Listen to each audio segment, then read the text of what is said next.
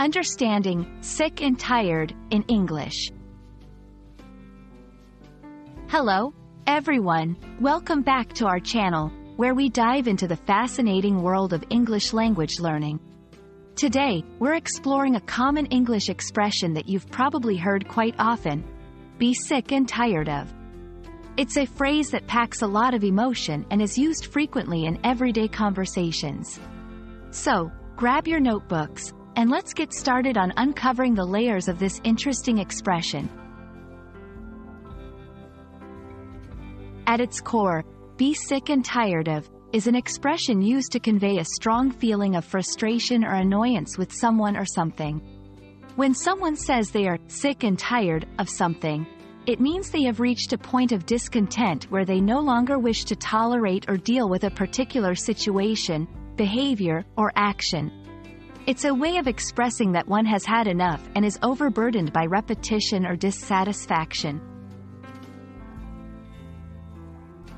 To understand how this phrase is used, let's look at some examples. I'm sick and tired of this traffic means the person is extremely frustrated with the daily traffic. She's sick and tired of his excuses. Here, it indicates that she is fed up with hearing excuses and no longer wants to accept them. We're sick and tired of eating the same thing every day. This expresses a strong desire for variety and a break from monotony. These examples show how the phrase can be applied to various situations, from mundane daily annoyances to more serious, ongoing issues.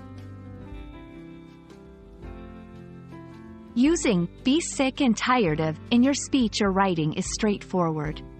Here are a few tips. It's best used in informal settings due to its emotional connotation. Pair it with specific situations or behaviors to clearly express what is causing the frustration. Although it's a strong expression, it's commonly accepted in casual conversations. However, be mindful of your audience and setting to avoid potential misunderstandings.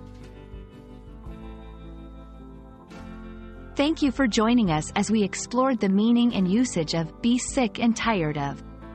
This phrase is a powerful tool in English to express deep frustration and weariness. We hope this video helps you understand and use it more confidently in your conversations.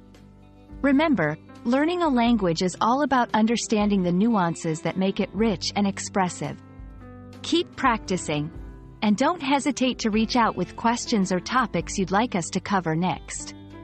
Happy learning, and see you in our next video.